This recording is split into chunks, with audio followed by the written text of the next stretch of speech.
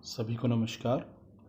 आज हम पढ़ेंगे कक्षा 12 का पाठ 2, जिसका नाम है राजा, किसान और नगर, जिसमें हम आरंभिक राज्यों और उनकी अर्थव्यवस्थाओं के बारे में पढ़ेंगे, जिसकी समय सीमा है 600 ईसा पूर्व से 600 ईस्वी। आइए शुरू करते हैं इस चैप्टर को। हड़प्पा सभ्यता के बाद 1500 वर्षों के लंबे अंतराल में उपमहाद्वीप के विभिन्न भागों में कई प्रकार के विकास हुए। यही वह काल था जब सिंधु नदी और इसकी उपनदियों के किनारे रहने वाले लोगों द्वारा ऋग्वेद का लेखन किया गया। उत्तर भारत, दक्कन पठार क्षेत्र और कर्नाटक जैसे उपमहाद्वीप के कई क्षेत्रों में कृषक बस्तियां अस्तित्व में आईं। साथ ही दक्कन और दक्षिण भारत के क्षेत्रों में चारावाह बस्तियों के प्रमाण भी मिलते हैं। ईसा पूर्व पहली सहस्राब्दी के दौरान मध्य और दक्षिण भारत में शवों के अंतिम संस्कार के नए तरीके भी सामने आए, जिनमें महापाषाण के नाम से ख्यात पत्थरों के बड़े बड़े ढांचे मिले हैं। कई स्थानों पर पाया गया है कि शवों के साथ विभिन्न प्रकार के लोहे से बने उपकरण और हथियारों को भी दफनाया गया था। ईसा पूर्व 6ठी शताब्दी से नए परिवर्तनों के प्रमाण मिलते हैं। शायद इनमें सबसे ज़्यादा मुखर आरंभिक राज्यों, साम्राज्यों और रजवाड़ों का विकास है। इन राजनीतिक प्रक्रियाओं के पीछे कुछ अन्य परिवर्तन थे। इनका पता कृषि उपज को संगठित करने के नए तरीकों से पता चलता है। इसी के साथ साथ लगभग पूरे उपमहाद्वीप में नए नगरों का उदय हुआ। इतिहासकार इस प्रकार के विकास का आकलन करने के लिए अभिलेखों, ग्रंथों, सिक्कों तथा चित्रों जैसे विभिन्न प्रकार के स्रोतों का अध्ययन करते हैं। जैसा कि हम आगे पढ़ेंगे, यह एक जटिल प्रक्रिया है और आपको यह भी आभास होगा कि इन स्रोतों से विकास की पूरी कहानी नहीं मिल पाती है। प्रिंसेप और प्रियदर्शी। भारतीय अभिलेख विज्ञान में एक उल्लेखनीय प्रगति 1830 के दशक में हुई, जब ईस्ट इंडिया कंपनी के एक अधिकारी जेम्स प्रिंसेप ने ब्राह्मी और खरोष्ठी लिपियों का अर्थ निकाला। इन लिपियों का उपयोग सबसे आरंभिक अभिलेखों और सिक्कों में किया गया है। प्रिंसेप को पता चला कि अधिकांश अभिलेखों और सिक्कों पर प्रियदर्शी यानी मनोहर मुखाकृति वाले राजा का नाम लिखा है। कुछ अभिलेखों पर राजा का नाम अशोक भी लिखा है।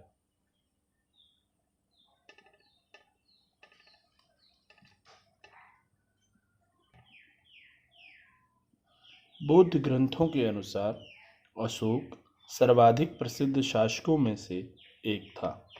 इस शोध से आरंभिक भारत के राजनीतिक इतिहास के अध्ययन को नई दिशा मिली, क्योंकि भारतीय और यूरोपीय विद्वानों ने उपमहाद्वीप पर शासन करने वाले प्रमुख राजवंशों की वंशावलियों की पुनर्रचना के लिए विभिन्न भाषाओं में लिखे अभिलेखों और ग्रंथों का उपयोग किया।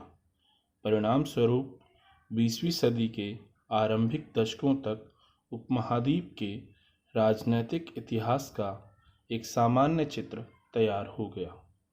उसके बाद विद्वानों ने अपना ध्यान राजनैतिक इतिहास के संदर्भ की ओर लगाया और यह छानबीन करने की कोशिश की कि क्या राजनैतिक परिवर्तनों और आर्थिक तथा सामाजिक विकासों के बीच कोई संबंध था।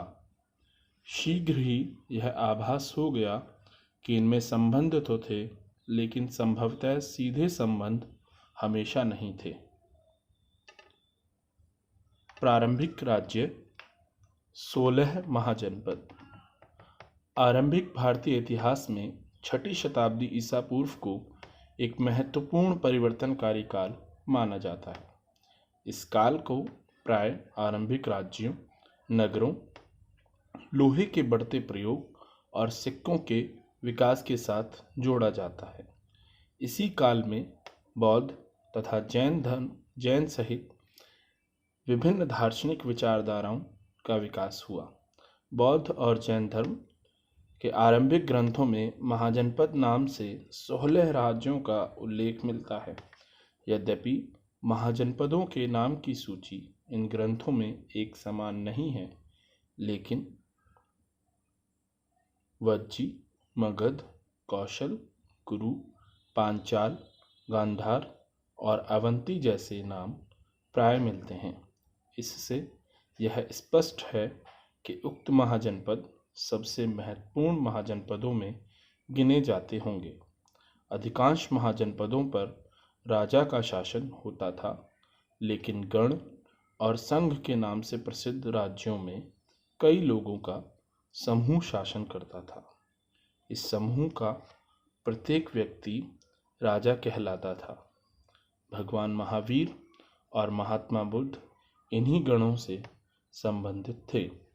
वज्जी संघ की ही भांति कुछ राज्यों में भूमि सहित अनेक आर्थिक स्रोतों पर राजागण सामूहिक नियंत्रण रखते थे। यद्यपि स्रोतों के अभाव में इन राज्यों के इतिहास पूरी तरह लिखे नहीं जा सकते, लेकिन ऐसे कई राज्य लगभग 1000 साल तक बने रहे। प्रत्येक महाजनपद की एक राजधानी होती थी, जिसे प्राय किले से घेरा जाता था। किलेबंद राजधानियों के रखरखाव और प्रारंभिक सेनाओं और नौकरशाही के लिए भारी आर्थिक स्रोत की आवश्यकता होती थी। लगभग 6ठी शताब्दी ईसा पूर्व से संस्कृत में ब्राह्मणों ने धर्मशास्त्र नामक ग्रंथों की रचना शुरू की। इनमें शासक सहित अन्य के लिए नियमों का निर्धारण किया गया और यह अपेक्षा की जाती थी कि शासक क्षत्रिय वर्ण से ही होंगे। शासकों का काम किसानों, व्यापारियों और शिल्पकारों से कर तथा भेंट वसूलना माना जाता था। क्या वनवासियों और चारावाहों से भी कर के रूप में कुछ लिया जाता था? हमें इतना तो ज्ञात है कि संपत्ति जुटाने का एक वैध उपाय पड़ोसी राज्यों पर आक्रमण करके धन इकट्ठा करना भी माना जाता था। धीरे धीरे कुछ राज्यों ने अपनी स्थायी सेनाएं और नौकरशाही तंत्र तैयार कर लिए। बाकी राज्य अब भी सहायक सेना पर निर्भर थे, जिन्हें प्राय कृषक वर्ग से नियुक्त किया जाता था। ओलिगार्की या समूह शासन उसे कहते हैं जहां सत्ता पुरुषों के एक समूह के हाथ में होती है। आपने पिछले वर्ष जिस रोमन गणराज्य के बारे में पढ़ा, वह एक समूह शासन ही है, यद्यपि इसका नाम अलग है।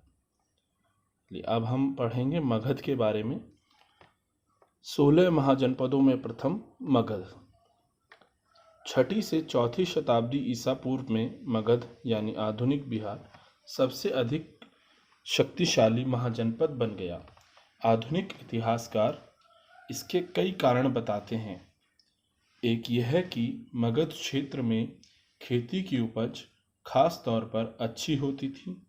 दूसरे यह कि लोहे की खदानें आधुनिक झारखंड में भी आसानी से उपलब्ध थीं, जिससे उपकरण और हथियार बनाना सरल होता था।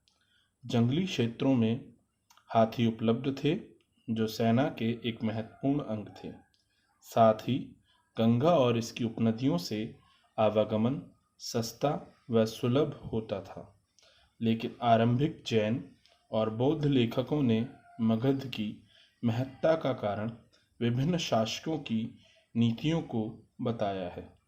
इन लेखकों के अनुसार बिंबिसार, अजातशत्रु और महापद्मनंद जैसे प्रसिद्ध राजा अत्यंत महत्वाकांक्षी शासक थे और इनके मंत्री इनकी नीतियां लागू करते थे।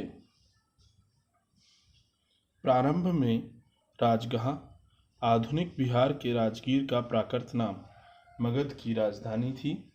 यह रोचक बात है कि इस शब्द का अर्थ है राजाओं का घर। पहाड़ियों के बीच बसा राजगह एक किलेबंद शहर था। बाद में चौथी शताब्दी ईसा पूर्व में पाटलिपुत्र को राजधानी बनाया गया, जिसे अब पटना कहा जाता है, जिसकी गंगा के रास्ते आवागमन के मार्ग पर महत्वपूर्ण अवस्थिति थी। एक आरंभिक साम्राज्य। मगध के विकास के साथ साथ मौर्य साम्राज्य का उदय हुआ। मौर्य साम्राज्य के संस्थापक चंद्रगुप्त मौर्य लगभग 321 ईसा पूर्व का शासन पश्चिमोत्तर में अफगानिस्तान और बलूचिस्तान तक फैला था। उनके पौत्र अशोक ने, जिन्हें आरंभिक भारत का सर्वप्रसिद्ध शासक माना जा सकता है, कलिंग आधुनिक उड़ीसा पर विजय प्राप्त की। मौर्य वंश के बारे में जानकारी प्राप्त करना। मौर्य साम्राज्य के इतिहास की रचना के लिए इतिहासकारों ने विभिन्न प्रकार के स्रोतों का उपयोग किया है। इनमें पुरातात्विक प्रमाण भी शामिल हैं, विशेषतः मूर्तिकला। मौर्यकालीन इतिहास के पुनर्निर्माण हेतु समकालीन रचनाएं भी मूल्यवान सिद्ध हुई हैं, जैसे चंद्रगुप्त मौर्य के दरबार में आए यूनानी राजदूत मेगस्थनीज द्वारा लिखा गया विवरण। आज इसके कुछ ही अंश उपलब्ध हैं। एक और स्रोत जिसका उपयोग किया जाता है वह है अर्थशास्त्र। संभवतः इसके कुछ भागों की रचना कौटिल्य या चाणक्य ने की थी, जो चंद्रगुप्त के मंत्री थे। साथ ही मौर्य शासकों का उल्लेख परवर्ती जैन, बौद्ध और पौराणिक ग्रंथों तथा संस्कृत वाङ्मय में भी मिलता है। यद्यपि उक्त साक्ष्य बड़े उपयोगी हैं, लेकिन पत्थरों और स्तंभों पर मिले अशोक के अभिलेख प्राय सबसे मूल्यवान स्रोत माने जाते हैं। अशोक वह पहला सम्राट था जिसने अपने अधिकारियों और प्रजा के लिए संदेश प्राकृतिक पत्थरों और पॉलिश किए हुए स्तंभों पर लिखवाए थे। अशोक ने अपने अभिलेखों के माध्यम से धम्म का प्रचार किया। इनमें बड़ों के प्रति आदर, सन्यासियों और ब्राह्मणों के प्रति उदारता, सेवकों और दासों के साथ उदार व्यवहार तथा दूसरे के धर्मों और परंपराओं का आदर शामिल है। साम्राज्य का प्रशासन। मौर्य साम्राज्य के 5 प्रमुख राजनीतिक केंद्र थे: राजधानी पाटलिपुत्र और 4 प्रांतीय केंद्र तक्षशिला, उज्जैनी, तौसली और सुवर्णगिरी। इन सब का उल्लेख अशोक के अभिलेखों में किया गया है। यदि हम इन अभिलेखों का परीक्षण करें तो पता चलता है कि आधुनिक पाकिस्तान के पश्चिमोत्तर सीमा प्रांत से लेकर आंध्र प्रदेश, उड़ीसा और उत्तराखंड तक हर स्थान पर एक जैसे संदेश उत्कीर्ण किए गए थे। क्यों इतने विशाल साम्राज्य की प्रशासनिक व्यवस्था समान रही होगी? इतिहासकार अब इस निष्कर्ष पर पहुंचे हैं कि ऐसा संभव नहीं था। साम्राज्य में शामिल बड़े विविध और विभिन्न प्रकार के थे। साम्राज्य में शामिल क्षेत्र बड़े विविध और विभिन्न प्रकार के थे। कहाँ अफगानिस्तान के पहाड़ी क्षेत्र और कहाँ उड़ीसा के तटवर्ती क्षेत्र।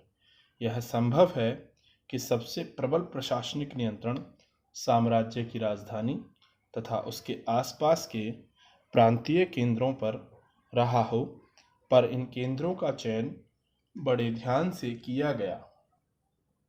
तक्षशिला और उज्जैनी दोनों लंबी दूरी वाले महत्वपूर्ण व्यापार मार्ग पर स्थित थे, जबकि स्वर्णगिरी अर्थात सोने के पहाड़ कर्नाटक में सोने की खदान के लिए उपयोगी था। साम्राज्य के संचालन के लिए भूमि और नदियों, दोनों मार्गों से आवागमन बना रहना अत्यंत आवश्यक था। राजधानी से प्रांतों तक जाने में कई सप्ताह या महीनों का समय लगता होगा। इसका अर्थ यह है कि यात्रियों के लिए खान पान की व्यवस्था और उनकी सुरक्षा भी करनी पड़ती होगी। यह स्पष्ट प्रतीत होता है कि सेना सुरक्षा का एक प्रमुख माध्यम रही होगी। मेगास्थनीज ने सैनिक गतिविधियों के संचालन के लिए एक समिति और 6 उपसमितियों का उल्लेख किया है। इनमें से एक का काम नौसेना का संचालन करना था, तो दूसरी यातायात और खान पान का संचालन करती थी। तीसरी का काम पैदल सैनिकों का संचालन, चौथी का अश्वारोहियों, पांचवी का रथारोहियों तथा छठी का काम हाथियों का संचालन करना था। दूसरी उपसमिति का दायित्व विभिन्न प्रकार का था, जैसे उपकरणों को ढोने के लिए बैलगाड़ियों की व्यवस्था करना, सैनिकों के लिए भोजन और जानवरों के लिए चारे की व्यवस्था करना तथा सैनिकों की देखभाल के लिए सेवकों और शिल्पकारों की नियुक्ति करना। अशोक ने अपने साम्राज्य को अखंड बनाए रखने का प्रयास किया। ऐसा उन्होंने धम्म के प्रचार द्वारा भी किया। जैसा कि हमने अभी ऊपर पढ़ा, धम्म के सिद्धांत बहुत ही साधारण और सार्वभौमिक थे। अशोक के अनुसार धम्म के माध्यम से लोगों का जीवन इस संसार में और इसके बाद के संसार में अच्छा रहेगा। धम्म के प्रचार के लिए धम्म महामंत्र नाम से विशेष अधिकारियों की नियुक्ति की गई। मौर्य साम्राज्य कितना महत्वपूर्ण था? 19वीं सदी में जब इतिहासकारों ने भारत के आरंभिक इतिहास की रचना करनी शुरू की, तो मौर्य साम्राज्य को इतिहास का एक प्रमुख काल माना गया। इस समय भारत ब्रिटिश साम्राज्य के अधीन एक औपनिवेशिक देश था। 19वीं और आरंभिक 20वीं सदी के भारतीय इतिहासकारों को प्राचीन भारत में एक ऐसे साम्राज्य की संभावना बहुत चुनौतीपूर्ण तथा उत्साहवर्धक लगी। साथ ही प्रस्तर मूर्तियों सहित मौर्यकालीन सभी पुरातत्व एक अद्भुत कला के प्रमाण थे, जो साम्राज्य की पहचान माने जाते हैं। इतिहासकारों को लगा कि अभिलेखों पर लिखे संदेश अन्य शासकों के अभिलेखों से भिन्न हैं। इसमें उन्हें यह लगा कि अन्य राजाओं की अपेक्षा अशोक एक बहुत शक्तिशाली और परिश्रमी शासक थे। साथ ही वे बाद के उन राजाओं की अपेक्षा विनीत भी थे, जो अपने नाम के साथ बड़ी बड़ी उपाधियां जोड़ते थे। इसलिए इसमें कोई आश्चर्यजनक बात नहीं थी कि 20वीं सदी के राष्ट्रवादी नेताओं ने भी अशोक को प्रेरणा का स्रोत माना। फिर भी मौर्य साम्राज्य कितना महत्वपूर्ण था? यह साम्राज्य मात्र 150 साल तक ही चल पाया, जिसे उपमहाद्वीप के इस लंबे इतिहास में बहुत बड़ा काल नहीं माना जा सकता। इसके अतिरिक्त यदि आप मानचित्र 2 को देखें तो पता चलेगा कि मौर्य साम्राज्य उपमहाद्वीप के सभी क्षेत्रों में नहीं फैल पाया था। यहाँ तक कि साम्राज्य की सीमा के अंतर्गत भी नियंत्रण एक समान नहीं था। दूसरी शताब्दी ईसा पूर्व आते आते उपमहाद्वीप के कई भागों में नए नए शासक और रजवाड़े स्थापित होने लगे। अब हमारा चौथा पॉइंट है राजधर्म के नवीन सिद्धांत। दक्षिण के राजा और सरदार उपमहाद्वीप के दक्खन और उससे दक्षिण के क्षेत्र में स्थित तमिलकम अर्थात तमिलनाडु तथा आंध्र प्रदेश और केरल के कुछ हिस्से में चोल, चेर और पांड्य जैसी सरदारियों का उदय हुआ। ये राज्य बहुत ही समृद्ध और स्थायी सिद्ध हुए। सरदार और सरदारी। सरदार एक शक्तिशाली व्यक्ति होता था जिसका पद वंशानुगत भी हो सकता है और नहीं भी। उसके समर्थक उसके खानदान के लोग होते हैं। सरदार के कार्यों में विशेष अनुष्ठान का संचालन, युद्ध के समय नेतृत्व करना और विवादों को सुलझाने में मध्यस्थता की भूमिका निभाना शामिल है। वह अपने अधीन लोगों से भेंट लेता है जबकि राजा कर वसूली करते हैं और अपने समर्थकों में उस भेंट का वितरण करता है। सरदारी में सामान्यतः कोई स्थायी सेना या अधिकारी नहीं होते। हमें इन राज्यों के बारे में विभिन्न प्रकार के स्रोतों से जानकारी मिलती है।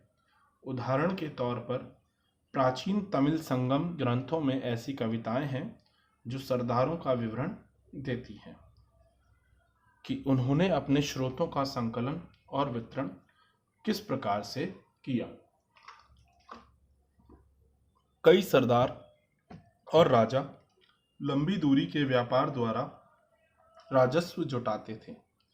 इनमें मध्य और पश्चिम भारत के क्षेत्रों पर शासन करने वाले सातवाहन लगभग द्वितीय शताब्दी ईसा पूर्व से द्वितीय ईस्वी तक और उपमहाद्वीप के पश्चिमोत्तर और पश्चिम में शासन करने वाले मध्य एशियाई मूल के शक शासक शामिल थे।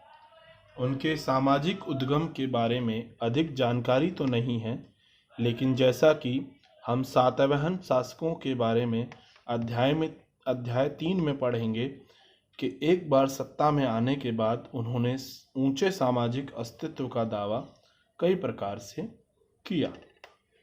दैविक राजा। राजाओं के लिए उच्च स्थिति प्राप्त करने का एक साधन विभिन्न देवी देवताओं के साथ जुड़ना था। मध्य एशिया से लेकर पश्चिमोत्तर भारत तक शासन करने वाले कुषाण शासकों ने लगभग प्रथम शताब्दी ईसा पूर्व से प्रथम शताब्दी ईस्वी तक इस उपाय का सबसे अच्छा उदाहरण प्रस्तुत किया। कुषाण इतिहास की रचना अभिलेखों और साहित्य परंपरा के माध्यम से की गई है। जिस प्रकार के राजधर्म को कुषाण शासकों ने प्रस्तुत करने की इच्छा की, उसका सर्वोत्तम प्रमाण उनके सिक्कों और मूर्तियों से प्राप्त होता है। उत्तर प्रदेश में मथुरा के पास माठ के एक देव स्थान पर कुषाण शासकों की विशालकाय मूर्तियां लगाई गई थीं। अफगानिस्तान के एक देव स्थान पर भी इसी प्रकार की मूर्तियां मिली हैं। कुछ इतिहासकारों का मानना है कि इन मूर्तियों के जरिए कुषाण स्वयं को देवतुल्य प्रस्तुत करना चाहते थे। कई कुषाण शासकों ने अपने नाम के आगे देवपुत्र की उपाधि भी लगाई थी। संभवतः वे उन चीनी शासकों से प्रेरित हुए होंगे जो स्वयं को स्वर्गपुत्र कहते थे। चौथी शताब्दी ईस्वी में गुप्त साम्राज्य सहित कई बड़े साम्राज्यों के साक्ष्य मिलते हैं। इनमें से कई साम्राज्य सामंतों पर निर्भर थे। अपना निर्वाह स्थानीय संसाधनों द्वारा करते थे, जिसमें भूमि पर नियंत्रण भी शामिल था। वे शासकों का आदर करते थे और उनकी सैनिक सहायता भी करते थे। जो सामंत शक्तिशाली होते थे वे राजा भी बन जाते थे और जो राजा दुर्बल होते थे वे बड़े शासकों के अधीन हो जाते थे। गुप्त शासकों का इतिहास साहित्य, सिक्कों और अभिलेखों की सहायता से लिखा गया है। साथ ही कवियों द्वारा अपने राजा या स्वामी की प्रशंसा में लिखी प्रशस्तियां भी उपयोगी रही हैं। यद्यपि इतिहासकार इन रचनाओं के आधार पर ऐतिहासिक तथ्य निकालने का प्राय प्रयास करते हैं, लेकिन उनके रचयिता तथ्यात्मक विवरण की अपेक्षा उन्हें काव्यात्मक ग्रंथ मानते थे। उदाहरण के तौर पर इलाहाबाद स्तंभ अभिलेख के नाम से प्रसिद्ध प्रयाग प्रशस्ति की रचना हरिशेन, जो स्वयं गुप्त साम्राज्यों के संभवतः सबसे शक्तिशाली सम्राट समुद्रगुप्त के राजकवि थे, ने संस्कृत में की थी। अब प्रयाग प्रशस्ति का एक उदाहरण देख लेते हैं। समुद्रगुप्त की प्रशस्ति, यह प्रयाग प्रशस्ति का एक अंश है। धरती पर उनका कोई प्रतिद्वंदी नहीं था। अनेक गुणों और शुभ कार्यों से संपन्न उन्होंने अपने पैर के तलवे से अन्य राजाओं के यश को मिटा दिया। वे परमात्मा पुरुष हैं, साधु भले की समृद्धि हैं और असाधु बुरे के विनाश के कारण हैं। वह अज्ञेय हैं, उनके कोमल हृदय को भक्ति और विनय से ही वश में किया जा सकता है। वे करुणा से भरे हुए हैं, वे अनेक सहस्त्र गायों के दाता हैं। उनके मस्तिष्क की दीक्षा दीन दुखियों, विरहिणियों और पीड़ितों के उद्धार के लिए की गई है। वे मानवता के लिए दिव्यमान उदारता की प्रतिमूर्ति हैं। वह देवताओं में कुबेर धन के देवता, वरुण समुद्र देवता, इंद्र वर्षा के देवता और यम मृत्यु के देवता के तुल्य हैं।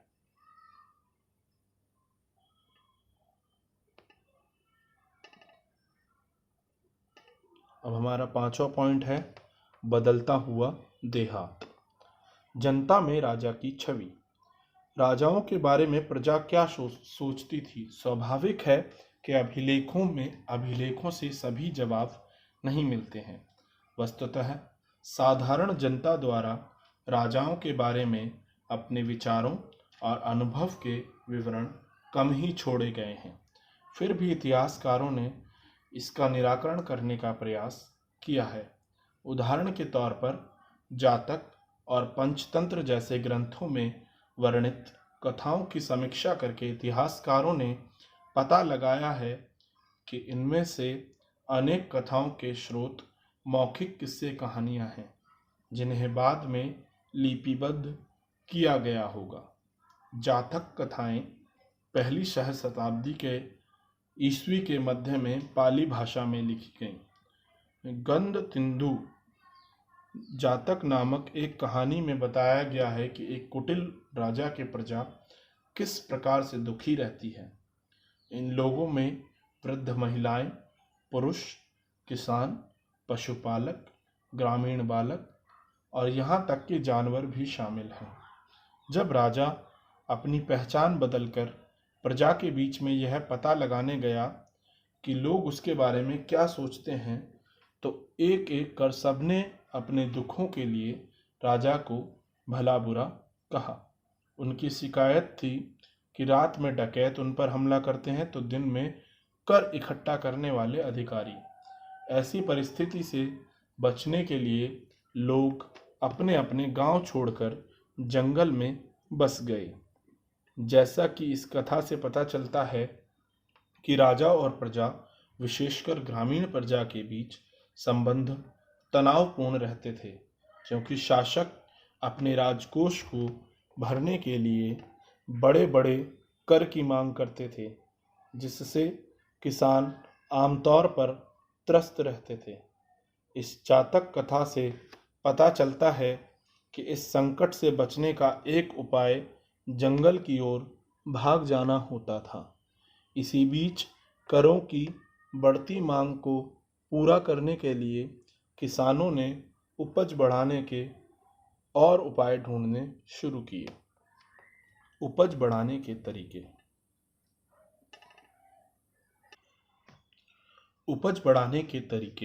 उपज बढ़ाने का एक तरीका हल का प्रचलन था, जो 6ठी शताब्दी ईसा पूर्व से ही गंगा और कावेरी की घाटियों के उर्वर कछारी क्षेत्र में फैल गया था। जिन क्षेत्रों में भारी बारिश होती थी, वहां लोहे के फाल वाले हलों के माध्यम से उर्वर भूमि की जुताई की जाने लगी। इसके अलावा गंगा की घाटी में धान की रुपाई की वजह से उपज में भारी वृद्धि होने लगी। हालांकि किसानों को इसके लिए कमरतोड़ मेहनत करनी पड़ती थी। यद्यपि लोहे के फाल वाले हल की वजह से फसलों की उपज बढ़ने लगी, लेकिन ऐसे हलों का उपयोग उपमहाद्वीप के कुछ ही हिस्सों में सीमित था।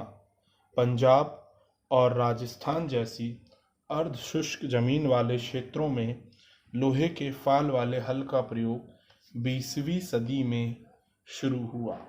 जो किसान उपमहाद्वीप के पूर्वोत्तर और अन्य पर्वतीय क्षेत्रों में रहते थे, उन्होंने खेती के लिए कुदाल का प्रयोग किया, जो ऐसे इलाके के लिए कहीं अधिक उपयोगी था। उपज बढ़ाने का एक और तरीका कुओं, तालाबों और कहीं कहीं नहरों के माध्यम से सिंचाई करना था। व्यक्तिगत लोगों और कृषक समुदायों ने मिलकर सिंचाई के साधन निर्मित किए। व्यक्तिगत तौर पर तालाबों, कुओं और नहरों जैसी सिंचाई साधन निर्मित करने वाले लोग प्राय राजा या प्रभावशाली लोग थे, जिन्होंने अपने इन कामों का उल्लेख अभिलेखों में भी करवाया। ग्रामीण समाज में भिन्नताएं। यद्यपि खेती की इन नई तकनीकों से उपज तो बढ़ी, लेकिन इसके लाभ समान नहीं थे। इस बात के प्रमाण मिलते हैं कि खेती से जुड़े लोगों में उत्तरोत्तर भेद बढ़ता जा रहा था। कहानियों में, विशेषकर बौद्ध कथाओं में, भूमिहीन खेतीहर, श्रमिकों, छोटे किसानों और बड़े बड़े जमींदारों का उल्लेख मिलता है। पाली भाषा में गृहपति का प्रयोग छोटे किसानों और जमींदारों के लिए किया जाता था। बड़े बड़े जमींदार और ग्राम प्रधान शक्तिशाली माने जाते थे, जो प्राय किसानों पर नियंत्रण रखते थे। ग्राम प्रधान का पद प्राय वंशानुगत होता था। आरंभिक तमिल संगम साहित्य में भी गांवों में रहने वाले विभिन्न वर्गों के लोगों का उल्लेख है, जैसे कि वेल्लार या बड़े जमींदार, हलवाहा या उल्वर और दास अणिमई। यह संभव है कि वर्गों की यह विभिन्नता भूमि के स्वामित्व, श्रम और नई प्रौद्योगिकी के उपयोग पर आधारित हो। ऐसी परिस्थिति में भूमि का स्वामित्व महत्वपूर्ण हो गया, जिसकी चर्चा प्राय विधि ग्रंथों में भी की जाती थी। गृहपति घर का मुखिया होता था और घर में रहने वाली महिलाओं, बच्चों, नौकरों और दासों पर नियंत्रण करता था। घर से जुड़े भूमि, जानवर या अन्य सभी वस्तुओं का वह मालिक होता था।